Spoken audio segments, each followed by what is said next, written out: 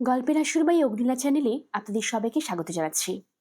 আপনারা আজ শুনবেন হুমায়ুন আহমেদের লেখা মিসির আলীর সমগ্র থেকে মিসির আলীর অমীমাংসিত রহস্য। আজের প্রথম পর্ব।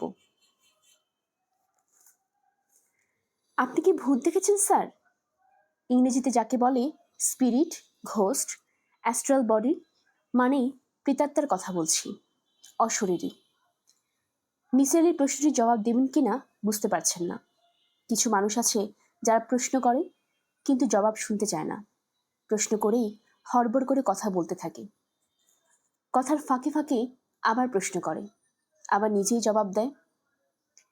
মিসির আলীর কাছে মনে হচ্ছে তার সামনের চেয়ারে বসে থাকা সেই মানুষটি সেই প্রকৃতির ভদ্রলোক, মধ্যবয়স্ক, গোলাকার মুখে পুরুষ্ট গোঁফ, কুস্তিগির চেহারা।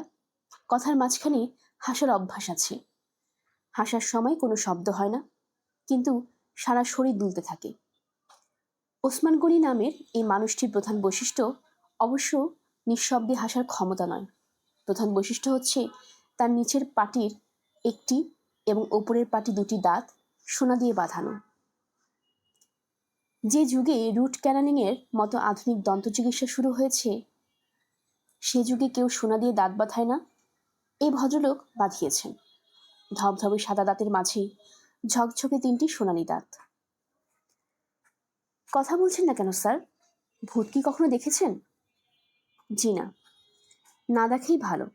আমি একবার দেখেছিলাম, এতেই অবস্থা কাহিল। ঘাম দিয়ে জ্বর এসে গিয়েছিল। 1 সপ্তাহের মধ্যে ছিল জ্বর। পায়ের পাতা চুলকাতো। ডাক্তার পরীক্ষা করে বলল অ্যালার্জি। ডাক্তারদের কারবার দেখুন। আমি বললাম ভূত দেখে জ্বর এসে গেছে। তারপরেও ডাক্তার বলে অ্যালার্জি।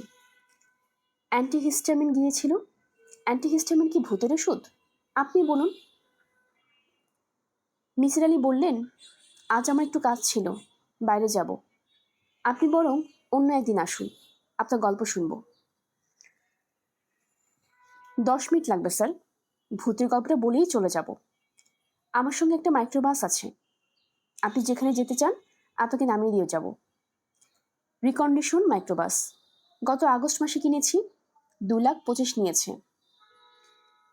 মিসির আলী দীর্ঘ নিঃশ্বাস ফেলে বললেন, আপনি কি খুব অল্প কথায় আপনার ভূত দেখার গল্প বলতে পারবেন? যদি পারেন তাহলে বলুন, গল্প শুনবো।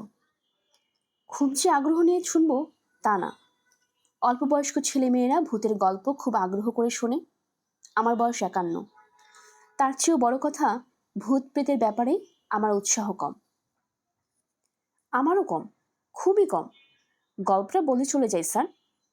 আচ্ছা বলুন, আপনি কি এই গল্প শোনাতেই এসেছেন? That's correct sir. আপনার ঠিকানা পেয়েছি আমার ভগ্নির কাছ থেকে। সে বইটই পড়ে। বই পড়ে তার ধারণা হয়েছে আমি দারুণ বুদ্ধিমান।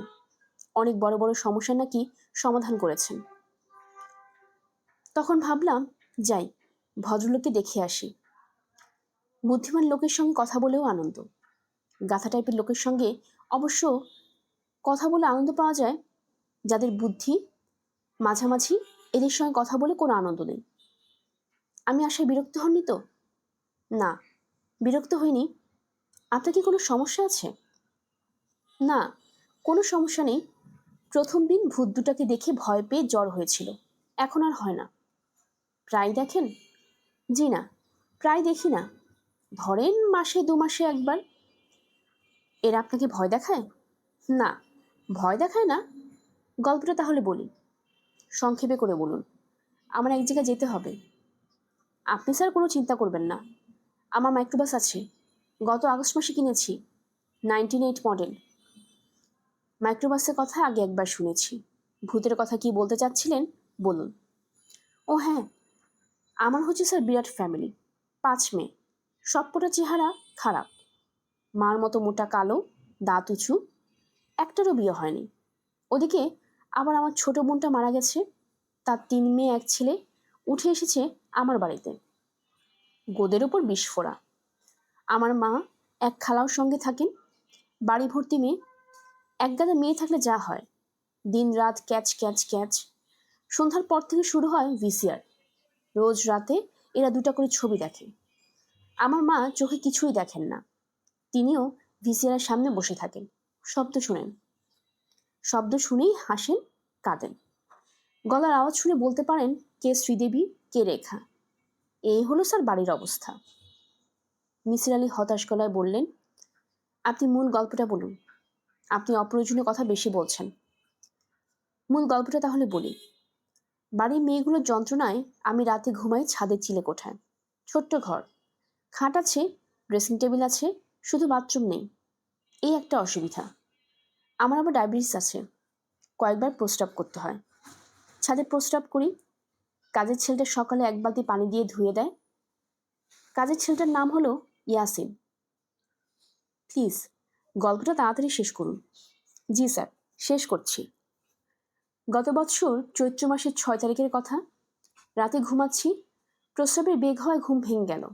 মাথার কাছে টেবিল ল্যাম্প ছিল, টেবিল ল্যাম্প জ্বালালাম। তখনই দেখি ঘরে কোনায় দুটো ভূত। খুব ছোট সাইজ, লম্বা এই ধরেন 1 ফুটের মতো হবে। গজ ফিতা দিয়ে মাপিনি, চোখের আন্দাজ 2-1 ইঞ্চি এদিক ওদিক হতে পারে। তারা করছে কি? বই নিয়ে কাড়াকাড়ি করছে। একজনের হাতে সবুজ মলাটের ময়লা একটা বই, অন্যজন সেই বই কেড়ে নেওয়ার চেষ্টা করছে। খিচখিচ খিচখিচ করে কথা বলছে। আমি ওদের দিকে তাকাতেই কথা বন্ধ করে ফেললো। আমি তখনও ভয় পাইনি, কারণ হঠাৎ ঘুম ভেঙেছে তো, এরা যে ভূত এটাই বুঝিনি। কাজেই ধমকের মতো বললাম, এই এই। তখন কি হলো? ধমক শুনে হাত থেকে বই ফেলে দিল, তারপর মিলিয়ে গেল। তখন বুঝলাম এরা ভূত, ছোট সাইজের ভূত। তখন ভয় লাগলো, জ্বর এসে গেল। এই আপনার গল্প? জি। আচ্ছা ঠিক আছে, চলুন এখন উঠি। ইন্টারেস্টিং লাগছে না স্যার? জি, ইন্টারেস্টিং। ভূত এত ছোট সাইজের হয় তাই জানতাম না। একটার আবার থুতনিতে অল্প দাড়ি, ছাগলা দাড়ি। আসুন আমরা উঠি। ওসমান গনি উঠলেন, মনে হলো খুব অনিচ্ছায় উঠলেন। তার আরও কিছুক্ষণ বসার ইচ্ছা ছিল। মিসির আলি ঘরে তালা দিতে দিতে দীর্ঘ নিঃশ্বাস ফেললেন। ওসমান গনি কথাবার্তা থেকে পরিষ্কার হয়ে গেছে এই লোক তার ছোট ভূতের গল্প বলার জন্য বারবার আসবে, নানানভাবে তাকে বিরক্ত করবে। একদল মানুষ আছে যারা অন্যদের বিরক্ত করে আনন্দ পায়। ইনিও মনে হচ্ছে সেই দলের। স্যার বলুন। ভূতদের এই বইটা ড্রয়ারে তালাবদ্ধ করে রেখে দিয়েছি। খুব ভালো করেছেন, এই বই তালাবদ্ধ থাকাই ভালো। একদিন আপনাকে দেখাতে নিয়ে আসব। কোনো প্রয়োজন নেই, মানুষের বইয়ে আমার আগ্রহ আছে, ভূতের বইয়ের প্রতি আমার আগ্রহ নেই। আমারও নেই, এই জন্য ড্রয়ারে তালাবদ্ধ করে রেখে দিয়েছি। উল্টেও দেখিনি। তার উপর স্যার বইটা থেকে দুর্গন্ধ আসে, গোমূত্রের গন্ধের মতো গন্ধ। ভদ্রলোক আনন্দিত ভঙ্গিতে হাসলেন। মনে হচ্ছে বইটি থেকে গোমূত্রের গন্ধ আসায় তিনি আনন্দিত। মিসির আলি মনের বিরক্তি চেপে রাখতে পারলেন না, কঠিন গলায় বললেন, চলুন রওনা হওয়া যাক, আমার জরুরি কাজ আছে। জি আচ্ছা, কাজের সঙ্গে আপোষ নেই, আগে কাজ তারপর অন্য কথা। আমি তাহলে কাল আসি? কাল আসার কি দরকার আছে? দরকার আছে স্যার। ভূতের গল্পটা ভালো মতো বলা হয়নি। ওরা আমার সঙ্গে কী সব কথাবার্তা বলে। একটা আছে ফাজিল ধরনের, আমাকে ডাকে ছোট মামা। ভাই শুনুন, আমার কাছে আসার দরকার নেই। আমি নিজে অসুস্থ, বিশ্রাম করছি। আপনি তো স্যার বিশ্রামই করবেন, বিছানায় লম্বা হয়ে শুয়ে থাকবেন, আমি পাশে বসে গল্প বলবো। আপনি দয়া করে আর আসবেন না, আমি একা একা বিশ্রাম করতে পছন্দ করি। জি আচ্ছা, আসবো না। শুধু যদি স্যার আমাকে একটা উপদেশ দেন, কাগজে লিখে দেন, তাহলে খুব ভালো। উপদেশটা মানিব্যাগে রেখে দেব। মিসির আলি হতভম্ব গলায় বললেন, কি উপদেশ? লিখবেন, ওসমান গনি, আপনার মৃত্যু হবে পানিতে ডুবে, খুব সাবধান, খুব সাবধান। এই লিখে আপনার নামটা সই করবেন। আমি আপনার কথাবার্তা কিছুই বুঝতে পারছি না, এইসব কথা আমি কেন লিখব? অকারণে লিখতে বলছি না স্যার, কারণ আছে।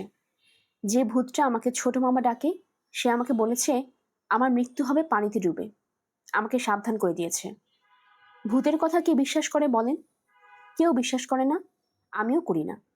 এখন যদি আপনি তরপরাবশ হয়ে লিখে দেন, দেখুন ওসমান গনি সাহেব, এই জাতীয় কথা আমি কখনো লিখব না। চলুন আমার ঘর থেকে বের হই। আকাশের অবস্থা ভালো না, ঝড় বৃষ্টি হবে। লেখাটা না দিলে আমি স্যার যাব না। লিখে দিলে আর কোনোদিন এসে বিরক্ত করব না। আমি স্যার এক কথার মানুষ। মানিব্যাগটা খুললেই আপনার লেখাটা চোখে পড়বে, তখন সাবধান হয়ে যাব। পানির ধারে কাছে যাব না। এটা লিখে দিলে আপনি চলে যাবেন? জি। আর কোনোদিন আসবেন না? বললাম তো স্যার, আমি এক কথার মানুষ। বেশ, বসুন, লিখে দিচ্ছি। চা খেতে ইচ্ছে করছে। চিনি ছাড়া এক কাপ চা কি হবে? চা হবে না। আপনার কি প্যাড আছে স্যার? প্যাডে লিখে দিলে ভালো হয়। না, আমার প্যাড নেই। তাহলে নাম সই করে ঠিকানা লিখে দিবেন, আর টেলিফোন নাম্বার, যদি টেলিফোন থাকে। ঠিকানা লিখে দিচ্ছি, টেলিফোন নেই। টেলিফোন না থাকাই ভালো, বড়ই যন্ত্রণা। এমন সব বাজে বাজে টেলিফোন আসে, এ পর্যন্ত আছাড় দিয়ে আমি কটা টেলিফোন ভেঙেছি বলুন তো স্যার? মিসির আলি দীর্ঘ নিঃশ্বাস ফেলে বললেন, এই নিন আপনার কাগজ। এখন চলুন যাওয়া যাক। দয়া করে আবার এসে আমাকে বিরক্ত করবেন না। স্যার থ্যাঙ্কস, খুব উপকার করেছেন। ওসমান গনি রাস্তায় নেমে বিস্মিত হয়ে এদিক ওদিক তাকাতে লাগলেন। কোনো মাইক্রোবাস দেখা যাচ্ছে না। মিসির আলি বললেন, আপনার মাইক্রোবাস কোথায়? ওসমান গনি খুব স্বাভাবিক গলায় বললেন, নতুন ড্রাইভার, বাস নিয়ে পালিয়ে গেছে বোধ হয়। আপনি কি বলেন স্যার? মিসির আলি কি বলবেন ভেবে পেলেন না। যে চায়ের দোকানের সামনে মাইক্রোবাসটি দাঁড়িয়েছিল, সেই চায়ের দোকানিকে জিজ্ঞেস করা হলো। সে বলল, তার দোকানের সামনে কখনই কোনো মাইক্রোবাস দাঁড়িয়ে ছিল না। ওসমান গনি চিন্তিত গলায় বললেন, বিরাট সমস্যা হয়ে গেল। আমি এখন বাসায় যাব কি করে? আমার তো বাসার ঠিকানা মনে নেই। আমি আপনার কথা কিছুই বুঝতে পারছি না। বাসার ঠিকানা মনে নেই মানে? আমার কিছু মনে থাকে না। ও আচ্ছা আচ্ছা, নোটবুকে ঠিকানা লেখা আছে। স্যার, আপনি আমাকে একটা রিক্সা করে ঠিক করে দিন। আমার নোট বই দেখে ঠিকানাটা রিক্সাওয়ালাকে ভালো করে বুঝিয়ে দিন। কি যন্ত্রণার মধ্যে পড়লাম দেখুন তো। মিসির আলি নোট বই খুললেন। সেখানে প্রথমে বাংলা এবং পরে ইংরেজিতে লেখা, ইনি মানসিকভাবে অসুস্থ, দয়া করে তাকে সাহায্য করুন। তার বাসার ঠিকানা।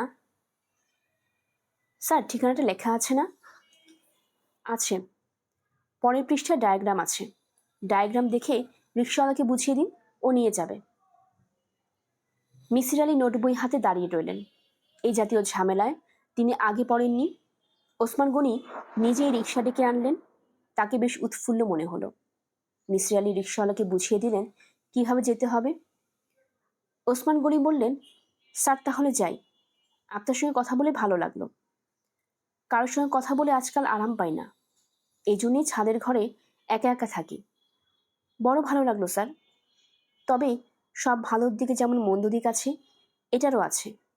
মাইক্রোবাসটা চুরি হয়ে গেল, বাসায় ফিরেও শান্তি নেই। থানা পুলিশ করতে হবে। মিসির আলি বললেন, আমি কি আসবো আপনার সঙ্গে? ওসমান গনি চেঁচিয়ে উঠলেন, না না না, কোনো প্রয়োজন নেই। এরকম আগেও হয়েছে, রিক্সা করে চলে গেছি। আচ্ছা স্যার, যাই। আপনিও বাসায় চলে যান, রাত অনেক হয়ে গেছে। এত রাতে কোথাও যাওয়া ঠিক হয় না। তাছাড়া আমার মনে হয় আপনার আসলে কোথাও যাবার কথা না। আমার হাত থেকে বাঁচবার জন্য বলেছেন, কাজ আছে। বুদ্ধিমান লোকেরা এরকম করে। আপনি স্যার আসলেই বুদ্ধিমান। ওসমান গনি নিঃশব্দে গা দুলিয়ে হাসতে লাগলেন। মিসির আলি ঘরে ফিরলেন খানিকটা বিভ্রান্ত হয়ে। বিভ্রান্তের অনেকগুলো কারণ। প্রথম কারণ, ওসমান গনিকে মানসিক রোগী বলে মনে হচ্ছে না। যে মানুষ খুঁজে খুঁজে তার ঠিকানা বের করতে পারে, সে নোটবই লেখা পড়ে বাসায় ফিরে যেতে পারে না, তা হয় না। লোকটি যে পাগল সাজার ভান করছে তাও না। যে ভান করবে সে সারাক্ষণই করবে। আসল পাগলের চেয়ে নকল পাগল অনেক বেশি পাগলামি করে। মিসির আলি যে তাকে বিদায় করবার জন্য বলছেন তার কাজ আছে, এই ব্যাপারটি ওসমান গনির কাছে ধরা পড়েছে। নকল পাগল হলে তা সে কখনো স্বীকার করত না, চেপে যেত। তাহলে কি দাঁড়াচ্ছে?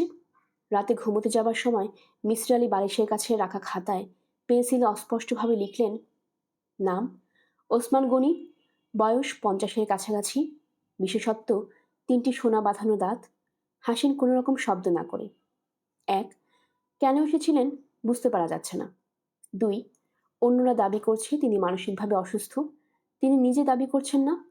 3, তবে তিনি যে ভৌতিক গল্পের কথা বলছেন তা মানসিক অসুস্থতার দিকেই ইঙ্গিত করে। 4, লোকটি বিত্তবান বলেই মনে হলো, কারণ তিনি যে তেতলা বাড়ির কথা বললেন সেই বাড়িটি তার হওয়ারই সম্ভাবনা। নোট বইয়ের ঠিকানায় গুলশানের কথা লেখা, গুলশান বিত্তবানদের এলাকা। 5, ভদ্রলোকের হাতে পাথর বসানো 3টি আংটি। ব্যবসায়ীরা সাধারণত পাথর টাথরে বিশ্বাসী হয়, তিনি সম্ভবত একজন ব্যবসায়ী। রাত 11:05 মিসির আলি বাতি নিভিয়ে ঘুমোতে গেলেন। কঠিন নিয়মে তিনি এখন নিজেকে বাঁধার চেষ্টা করছেন। ঘুম আসুক না আসুক, রাত 11টা বাজতেই বাতি নিভিয়ে শুয়ে পড়বেন। ঘুম আনানোর যেসব প্রক্রিয়া আছে সেগুলো প্রয়োগ করবেন। তারপরেও যদি ঘুম না আসে, কোনো ক্ষতি নেই। বিছানায় গড়াগড়ি করবেন, উঠবেন ভোর 5টায়। ঘুম পাড়িয়ে দেবার কোনো যন্ত্র আবিষ্কৃত হয়নি, কিন্তু ঘুম ভাঙানোর যন্ত্র আছে। তিনি 230 টাকা দিয়ে একটি অ্যালার্ম ঘড়ি কিনেছেন।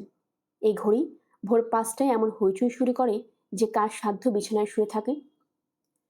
বিজ্ঞানের এই সাফল্যের দিনে ঘুম আনার যন্ত্র বের হয়ে যাওয়া উচিত ছিল। অ্যালার্ম ঘড়ি যে হারে বিক্রি হয়, ঘুম ঘড়িও সেই হারে বিক্রি হবে। ঘুম আনানোর প্রক্রিয়াগুলো কাজ করছে না। মিসির আলি 700 ভেড়া গুনলেন। এই গুণন প্রক্রিয়ায় মস্তিষ্কে ক্লান্ত হয়ে যাওয়ার কথা। ক্লান্ত হবার পরিবর্তে মস্তিষ্ক আরো উত্তেজিত হলো। মনে মনে গল্প বললেও নাকি ঘুম আসে। গল্প বলার সময় ভাবতে হয়, একদল ঘুম ঘুম চোখেরা শিশুর গল্প শুনছে। মিসির আলি গল্প শুরু করলেন। সব গল্প শুরু হয় এইভাবে। এক দেশে এক রাজা, তার গল্পটা একটু অন্যরকম। হলো, এক দেশে ছিল এক রানী, রানীর 2 রাজা, সুরাজা এবং দুয়োরাজা। সুরাজাটা বড়ই ভালো। কল্পনার শিশুদের একজন প্রশ্ন করল, সুরাজার নাম কি? সুরাজার নাম হচ্ছে ওসমান গনি। মোটাসোটা একজন মানুষ, 50-এর মতো বয়স, হাতে 3টা আংটি, এর মধ্যে একটা আংটি হচ্ছে নীলার। সুরাজার 3টা দাঁত সোনা দিয়ে বাঁধানো। কল্পনার শিশুটি বলল, এ আবার কেমন রাজা? মিসির আলি বিছানা থেকে উঠে পড়লেন। বাতি জ্বালালেন না। অন্ধকারে বাথরুমে ঢুকে চোখে মুখে পানি ঢাললেন। বারান্দায় ইজি চেয়ারে বসে সিগারেট ধরালেন। যদিও তার বর্তমান নিয়ন্ত্রিত জীবনযাপন পদ্ধতিতে রাত 11টা থেকে ভোর 5টা পর্যন্ত কোনো সিগারেট খাবার ব্যবস্থা নেই। তিনি এক ধরনের অস্বস্তি বোধ করছেন, এক ধরনের বিভ্রান্তি যা ওসমান গনি নামে মানুষটি তৈরি করে গেছেন। মাথা থেকে বিভ্রান্তি তাড়াতে পারছেন না। স্নায়ু উত্তেজিত হয়ে আছে। বারান্দায় প্রচুর হাওয়া, আকাশ মেঘলা। শ্রাবণের ধারা বর্ষণ সম্ভবত শুরু হবে। তার শীত শীত লাগছে। জ্বলন্ত সিগারেট হাতে নিয়ে তিনি ঘুমিয়ে পড়লেন। সিগারেট পুড়তে পুড়তে একসময় তার হাতেই নিভে গেল। তার ঘুম ভাঙল ভোর 5টায়। 230 টাকা কেনা এলার্ম ঘড়ি তাকে যথাসময়ে ডেকে তুলল। তিনি হাত মুখ ধুলেন, কেরোসিন কুকারে চা বানিয়ে খেলেন। খানিকক্ষণ ফ্রি হ্যান্ড এক্সারসাইজ করলেন। এও নিয়ন্ত্রিত জীবনযাপন পদ্ধতির অংশ। ডাক্তার বিশেষভাবে বলে দিয়েছেন, পাথরের মতো মুখ করে বলেছেন, মিসির আলি সাহেব, আপনার শরীরে কলকব্জ সবই নষ্ট হয়ে গেছে। এটা কি আপনি জানেন?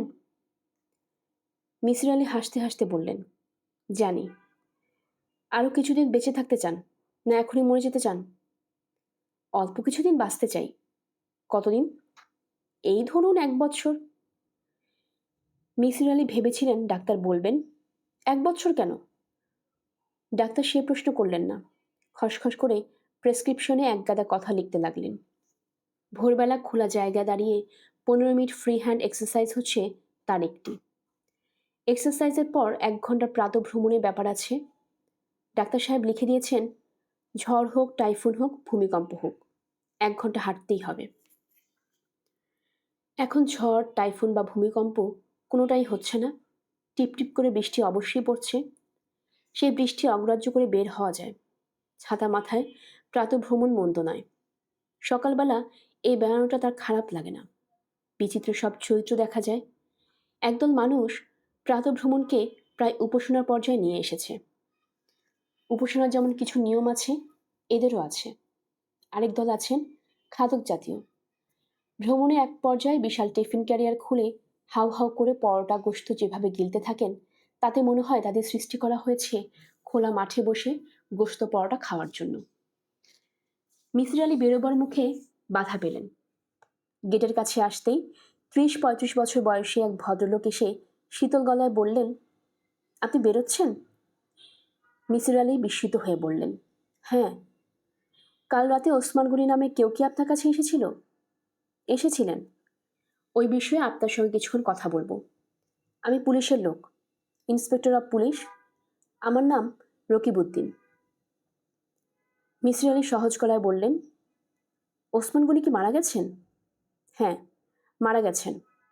আপনি কি করে জানলেন? অনুমান করেছি। আমার অনুমান শক্তি ভালো। অনুমান শক্তি ভালো থাকাই ভালো। আসুন কথা বলি। বিষয়টা অত্যন্ত গুরুত্বপূর্ণ। হোম মিনিস্টার নিজেই ইন্টারেস্ট দেখিয়েছেন। বেশিক্ষণ আমি আপনাকে বিরক্ত করব না। প্রাথমিকভাবে ৮ ঘন্টার মতো কথা বলবো, পরে আবার আসবো। রকিবউদ্দিন সাহেব, এখন তো আপনার সঙ্গে কথা বলতে পারবো না। এখন মর্নিং ওয়াকে যাচ্ছি। ১ ঘন্টা মর্নিং ওয়াক করব। আপনাকে ১ ঘন্টা অপেক্ষা করতে হবে। ১ ঘন্টা অপেক্ষা করা সম্ভব নয়। আপনাকে এক্ষুনি কথা বলতে হবে। এমন কোনো আইন কি আপনাদের আছে যে পুলিশ যখন কথা বলতে চাইবে তখনই কথা বলতে হবে? আইনের বিষয় নয়, হোম মিনিস্টার নিজে বলেছেন। তিনি বিষয়টায় খুব আগ্রহ দেখাচ্ছেন। আমি এই মুহূর্তে তেমন আগ্রহ দেখাচ্ছি না, কাজেই আপনাকে অপেক্ষা করতে হবে। আমি আমার ঘরের চাবি দিয়ে দিচ্ছি। আপনি আমার ঘরে অপেক্ষা করতে পারেন। তবে আপনার যদি ধারণা হয় আমি পালিয়ে যেতে পারি, তাহলে আপনি আমার সঙ্গেও আসতে পারেন। ঠিক আছে, আমি অপেক্ষা করব। আপনি দেরি করবেন না। দিন, ঘরের চাবি দিন। মিসির আলি চাবি দিয়ে গেট খুলে রওনা হলেন। রাস্তার মোড় পর্যন্ত গিয়ে একবার পিছনে ফিরলেন। ইন্সপেক্টর সাহেব আগের জায়গায় চাবি হাতে দাঁড়িয়ে আছেন। ভদ্রলোকের মুখ শ্রাবণ মাসের আকাশের চেয়েও মেঘলা। বৃষ্টি জোরে সোরে পড়া শুরু করেছে। রাস্তায় নোংরা পানি। পায়ের গোড়ালি পর্যন্ত ময়লা পানিতে ডুবিয়ে প্রাতঃভ্রমণে যাওয়ার কোনো মানে হয় না। তবু মিসির আলি যাচ্ছেন। ঝড় হোক, টাইফুন হোক, ভূমিকম্প হোক, তাকে ১ ঘন্টা হাঁটতে হবে। সকালে খোলা হাওয়া গায়ে লাগাতে হবে। ১ বছর তাকে বেঁচে থাকতে হবে। দেখা যাক ডাক্তারের উপদেশ মেনে কত দূর কি হয়। আজ শরীর অন্য দিনের চেয়েও বেশি খারাপ লাগছে। চোখ জ্বালা করছে। কোনো কিছুর দিকেই বেশি সময় তাকিয়ে থাকা যাচ্ছে না। শরীরের সব অঙ্গ প্রত্যঙ্গ নষ্ট হতে শুরু করেছে। শুধু শরীর না, মনও নষ্ট হতে শুরু করেছে। ওসমান গনির মৃত্যু সংবাদ তাকে বিচলিত করেনি। করা উচিত ছিল। খ্রিস্টানরা মৃত্যু সংবাদে গির্জায় ঢং ঢং করে ঘণ্টা বাজায়। নিয়মটা সুন্দর, সবাইকে জানিয়ে দেওয়া, শোনো, তোমরা শোনো, তোমাদের একজন চলে গিয়েছে, ঢং ঢং ঢং। কেমন আছেন মিসির আলি সাহেব? মিসির আলি তাকালেন। অপরিচিত একজন মানুষ। অপরিচিত মানুষদের প্রশ্নের জবাব খুব অল্প কথা দিতে হয়। কিন্তু মিসির আলি একটি দীর্ঘ বাক্য বললেন, আমি ভালো না। শরীর নষ্ট হয়ে যাচ্ছে, মনও নষ্ট হচ্ছে। অপেক্ষা করছি ঘন্টার জন্য, ঢং ঢং ঢং। ভাই যাই। অপরিচিত ভদ্রলোক অবাক হয়ে তাকিয়ে আছেন। তিনি এতটা অবাক হচ্ছেন কেন, তাও মিসির আলি ধরতে পারছেন না। পুলিশের লোকদের বিব্রত করে সবাই বোধ হয় এক ধরনের আনন্দ পায়। ১ ঘন্টার জায়গায় মিসির আলি ২ ঘন্টা দেরি করে ফেললেন। ভ্রমণ শেষ করে হোটেলে রহমানিয়া নাশতা করলেন। খুঁটিয়ে খুঁটিয়ে সবকটা পত্রিকা পড়লেন। গুরুত্বপূর্ণ মৃত্যুর কথা খবরের কাগজে থাকবেই। ওসমান গনি সম্পর্কিত কোনো খবর কোনো পত্রিকাতেই নেই। হোম মিনিস্টারের কাছে মানুষটি গুরুত্বপূর্ণ হলেও খবরের কাগজের লোকদের কাছে হয়তো নয়। হোটেল রহমানিয়া থেকে বের হয়ে তিনি নিতান্তই অকারণে নিউ মার্কেট কাঁচা বাজারে গেলেন। ভোরবেলা এখানে মাছের পাইকারি কেনাবেচা হয়। গাদাগাদি করে রাখা মাছের স্তূপ হাঁকডাক হয়ে বিক্রি হয়।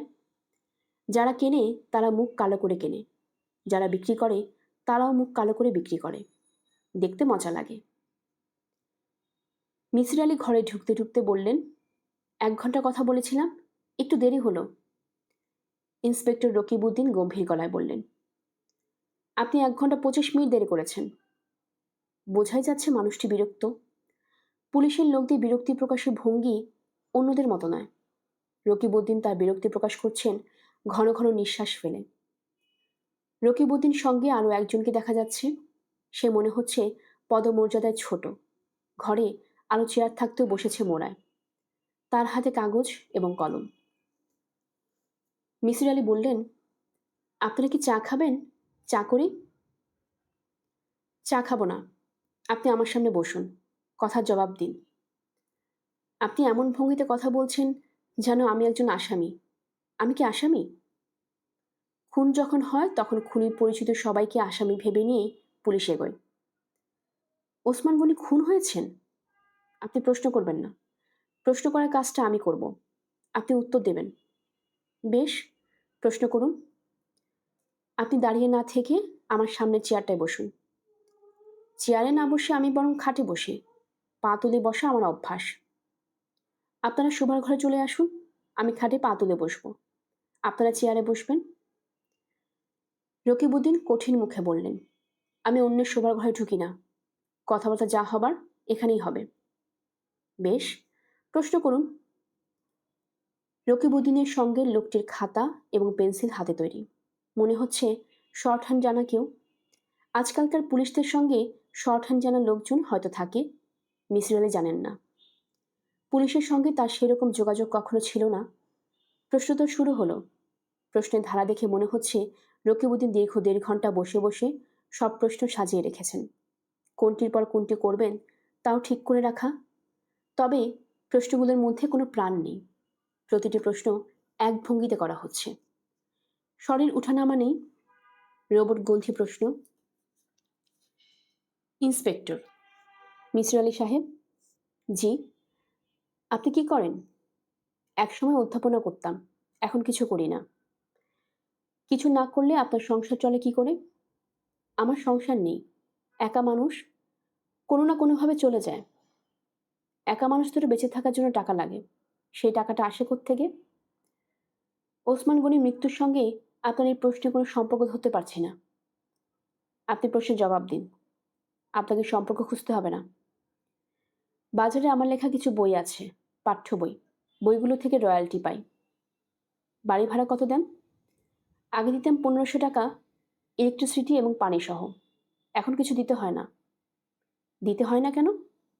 বাড়িওয়ালা ভদ্রলোকের একটা সামান্য সমস্যার আমি সমাধান করেছিলাম, তারপর থেকে উনি ভাড়া নেন না। কি সমস্যা? ভৌতিক সমস্যা। ওনার বাড়িতে ভূতের উপদ্রব ছিল, সেই উপদ্রব দূর করেছি। আপনি কি ভূতের ওঝা নাকি? আমি ভূতের ওঝা নই।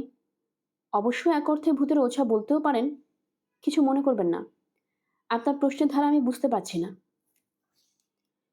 ওসমান গনি সাহেব কি মাঝে মাঝে আপনার অর্থ সাহায্য করতেন? না, গতকালই আমি তাকে প্রথম দেখি। আপনি বলতে চাচ্ছেন যে উনি আপনার কাছে এসেছিলেন? জি। উনি কখন এসেছিলেন আপনার কাছে? উনি রাত 8টার সময় এসেছিলেন, 9:30টায় চলে যান। ওনার সম্পর্কে আপনি কি জানেন? আমি কিছুই জানি না। আপনি মিথ্যে কথা বললেন, কারণ উনি যে ব্যবসায়ী তা আপনি জানতেন। আপনার শোবার ঘরে বালিশের কাছে রাখা একটা খাতায় আপনি তার সম্পর্কে লিখেছেন। জেনে লিখিনি, অনুমান করে লিখেছি। আরেকটি কথা, খানিকক্ষণ আগে যে বললেন আপনি কারো শোবার ঘরে ঢুকেন না, তা ঠিক নয়। আপনি আমার অনুপস্থিতি আমার শোবার ঘরে ঢুকেছেন। সন্দেহজনক জায়গায় অনুসন্ধান চালানোর অধিকার পুলিশের আছে। তার জন্য সার্চ ওয়ারেন্ট লাগে। আপনার কি সার্চ ওয়ারেন্ট আছে? মিসির আলি সাহেব, আমার সার্চ ওয়ারেন্ট আছে। আমি কাছাকাছি কখনো করি না। দেখতে চান? দেখতে চাই না। বুঝতে পারছি আপনি সত্য কথা বলছেন। আর কি জানতে চান বলুন। ওসমান গনি সাহেব ঠিক কী কারণে এসেছিলেন? ঠিক কী কারণে এসেছিলেন তা আমার কাছে পরিষ্কার নয়। 2টা ছোট সাইজের ভূতের কথা বলেছেন। আমার মনে হলো তিনি মানসিকভাবে অসুস্থ। আপনার ধারণা উনি মানসিক রোগী? আমি পুরোপুরি নিশ্চিত নই, তবে সম্ভাবনা অবশ্যই আছে।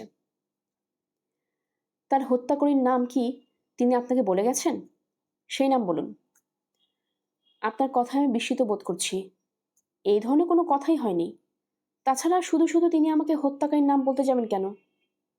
এটা আমাদেরও প্রশ্ন। আচ্ছা, উনি যখন কথা বলছিলেন তখন কোনো বিশেষ কিছু কি আপনার নজরে পড়েছে? আমি খুব খুঁটিয়ে ওনাকে লক্ষ্য করিনি। তার সোনা বাঁধানো ৩টা দাঁত দেখে বিস্মিত হয়েছি। এই যুগে সোনা দিয়ে কেউ দাঁত বাঁধায় না। উনি কি আপনাকে বললেন যে ওনার দাঁত সোনা দিয়ে বাঁধানো, নাকি এও আপনার অনুমান? মিসির আলি দীর্ঘ নিঃশ্বাস ফেলে বললেন, অনুমান নয়, দেখলাম। ইন্সপেক্টর সাহেব খুব মুখ বিকৃত করলেন। মনে হচ্ছে মিসির আলি কোনো কথাই তিনি বিশ্বাস করছেন না। মিসির আলির কাছে মনে হলো পুরো ব্যাপারটা জট পাকিয়ে যাচ্ছে। একবার জট পাকাতে শুরু করলে জট পাকানোর প্রক্রিয়া দ্রুত ঘটতে থাকে। মিসির আলি বললেন, ওসমান গনি যে আমার কাছে এসেছিলেন, এই তথ্য আপনি কোথায় পেলেন? ইন্সপেক্টর রকিবউদ্দিন যন্ত্রের মতো বললেন, ওনার লেখার টেবিলে আপনার লেখা একটা চিরকুট ছিল। আপনার ঠিকানাও সে চিরকুটে লেখা। দেখুন তো, এই হাতের লেখাটি আপনার? জি, আমার। চিরকুটে এই জাতীয় কথা আপনি কেন লিখলেন? উনি লিখতে বললেন বলেই লিখলাম। কেউ কিছু লিখতে বললে আপনি লিখে দেন? না, তা দেই না। তবে মানুষটা যদি উন্মাদ হয় এবং কিছু লিখে না দিলে যদি তার কাছ থেকে মুক্তি পাওয়ার কোনো উপায় না থাকে, তখন লিখে দিতে হয়। আমার পরিস্থিতিতে আপনি যদি পড়তেন তাহলে বুঝতেন। আপনি বলতে চাচ্ছেন ওসমান গনি একজন উন্মাদ? মানসিকভাবে অসুস্থ না, সুস্থ না বটেই। ঠিক আছে, আপনি যা বলছেন লিখে নিচ্ছি এবং ধরে নিচ্ছি যা বলছেন সবই সত্য। মিথ্যে বলার আমার কোনো কারণ নেই। দেখুন মিস্টার আলী সাহেব, আমি ১৭ বছর ধরে পুলিশে চাকরি করছি। দীর্ঘ জীবনে অভিজ্ঞতায় দেখেছি, কারণে মিথ্যা বলার চেয়ে অকারণে মিথ্যা বলতে মানুষ বেশি পছন্দ করে। আপনার অবজারভেশন ঠিক আছে। রকিবউদ্দিন উঠে দাঁড়াতে দাঁড়াতে বললেন, এখন আপনি আমার সঙ্গে চলুন। কোথায়? ওসমান গনি সাহেবের ডেড বডি দেখবেন। তার কি প্রয়োজন আছে? মৃত মানুষ দেখতে আমার ভালো লাগে না। মৃত মানুষ দেখতে কারোরই ভালো লাগে না। আপনাকে আমার সঙ্গে আসতে বলছি। আপনি আসুন। চলুন। কিছুই মিলছে না। গুলশানে অভিজাত এলাকায় তেতলা বাড়ি, বাড়ির সামনে বিশাল লন, ফোয়ারা আছে, মার্বেল পাথরে একটি শিশু ফোয়ারার মধ্যমণি। চারদিক থেকে তার গায়ে পানি এসে পড়ছে। বাড়ির সামনে কোনো ফুলের বাগান নেই। ঘাসে ঢাকা লন, ঢেউয়ের মতো উঁচু নিচু করা। মনে হয় বাড়ির সামনে ঢেউ খেলছে। বাড়ি প্যাটার্নো জাহাজের মতো। ফুলের বাগান বাড়ির দুপাশে, দেশি ফুলের প্রচুর গাছ। মিসির আলীকে গেটের বাইরে অনেকক্ষণ দাঁড়িয়ে থাকতে হলো। কড়া পুলিশি পাহারা। কেউ ভেতরে ঢুকতে পারছে না। রকিবউদ্দিন ভেতরে গেলেন। প্রায় ৪৫ মিনিট পর ফিরে এসে মিসির আলীকে নিয়ে গেলেন। দোতলা ঘরের নিচু খাটের ওপর মৃতদেহ শোয়ানো। সাধারণত মরা বাড়িতে হইচই কান্নাকাটি হতে থাকে। এখানে তার কিছুই নেই। ঘরের এক কোনায় রাখা গদিয়াটা চেয়ারে একটি অল্প বয়সী মেয়ে পাথরের মতো মুখ করে বসে আছে। মেয়েটি এক দৃষ্টিতে মৃতদেহটির দিকে তাকিয়ে আছে।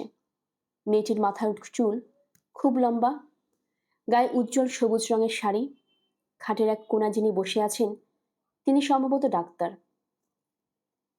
সাফারি পকেট থেকে স্টেথোস্কোপের মাথা বের হয়ে আছে। মৃত মানুষদের জন্য কোনো ডাক্তার প্রয়োজন হয় না। উনি কেন আছেন কে জানে।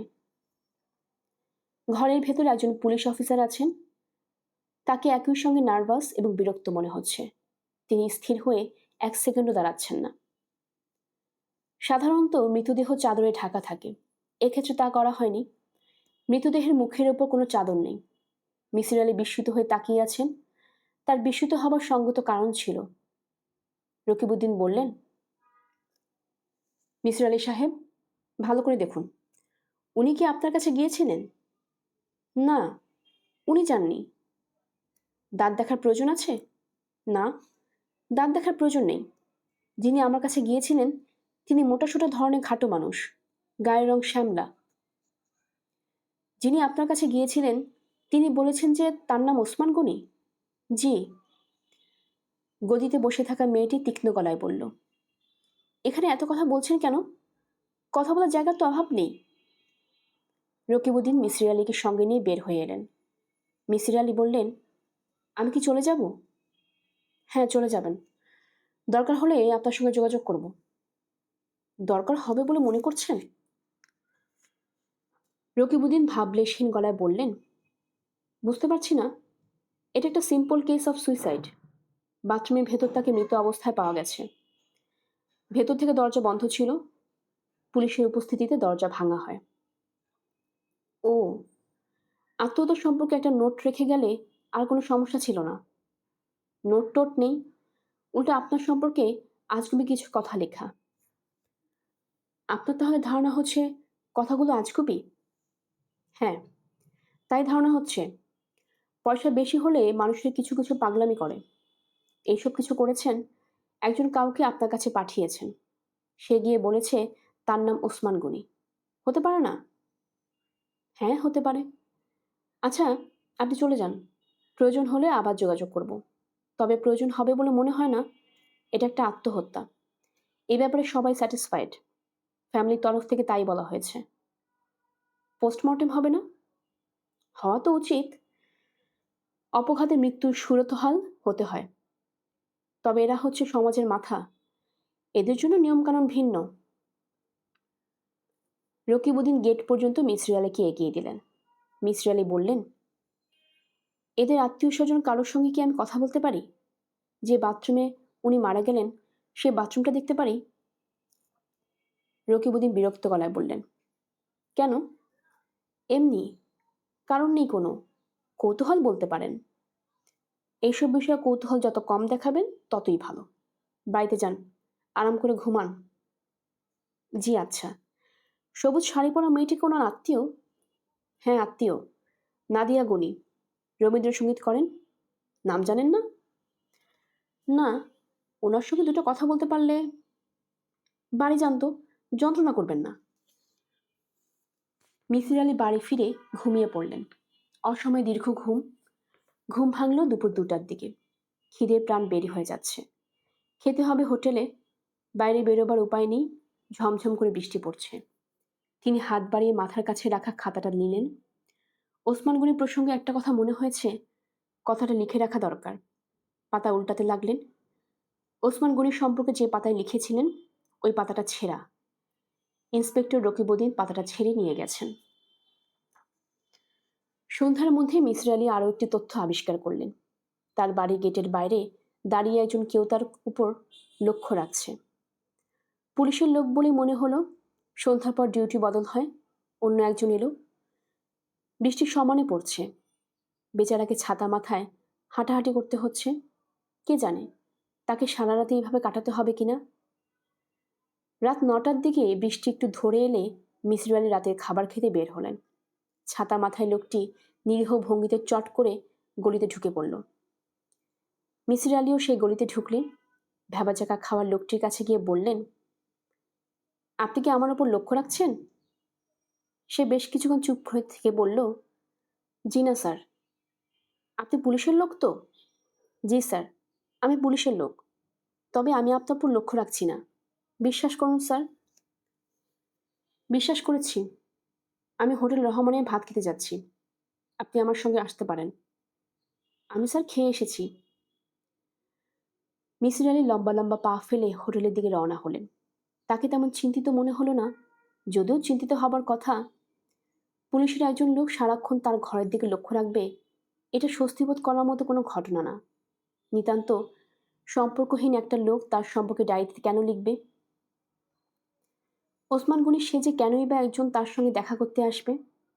একটা সময় ছিল যখন এই জাতীয় সমস্যা নিয়ে ভাবতে ভালো লাগতো। এখন লাগে না, ক্লান্তি বোধ হয়। তিনি সারা জীবন বিশ্বাস করে এসেছেন পৃথিবীতে জটিল সমস্যা বলে কিছুই নেই। পৃথিবীর নিজস্ব এক ধরনের সারল্য আছে। সে কারণেই পৃথিবীর সব সমস্যাই সারল সমস্যা। কিন্তু আসলে কি তাই? তার ভাবতেও ভালো লাগছে না। ওসমান গনি বিষয়টা নিয়ে তেমন কৌতূহল কেন জানি বোধ করছেন না।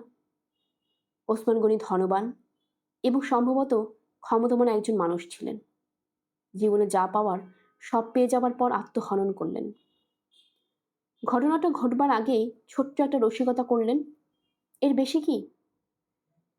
মৃত্যু কিভাবে হলো আগামীকালে খবরের কাগজ পড়ে জানা যাবে। কিংবা কে জানে, খবরের কাগজে হয়তো কিছু থাকবে না। ক্ষমতাবান মানুষদের কোনো খবরটি পত্রিকায় যাবে, কোনটি যাবে না তাও তারা ঠিক করে দেন। মিসির আলি ভাত, ডাল এবং 1 পিস ইলিশ মাছ দিয়ে রাতের খাবার শেষ করলেন। ইলিশ মাছ খাওয়াটা ঠিক হয়নি, গলায় কাঁটা বিঁধে গেছে। ঢোক গিললেই কাঁটার অস্তিত্ব টের পাওয়া যায়। এমনিতে কিছু বোঝা যায় না, মুশকিল হচ্ছে গলায় কাঁটা বিঁধলেই অকারণ কিছুক্ষণ পরপর ঢোক গিলতে ইচ্ছা করে। বাসায় ঢুকবার মুখে বাড়িওয়ালা ছেলের বউ দিলরুবার সঙ্গে দেখা। দিলরুবা বারান্দায় দাঁড়িয়ে বৃষ্টি দেখছে। মিসির আলি লক্ষ্য করছেন এই মেয়েটি বৃষ্টি দেখতে পছন্দ করে। বৃষ্টি হলেই মেয়েটিকে তিনি বারান্দায় দেখেন। দিলরুবা খুশি খুশি গলায় ডাকল, মিসির চাচা, আপনার কি হয়েছে বলুন তো? কিছু হয়নি, কি হবে?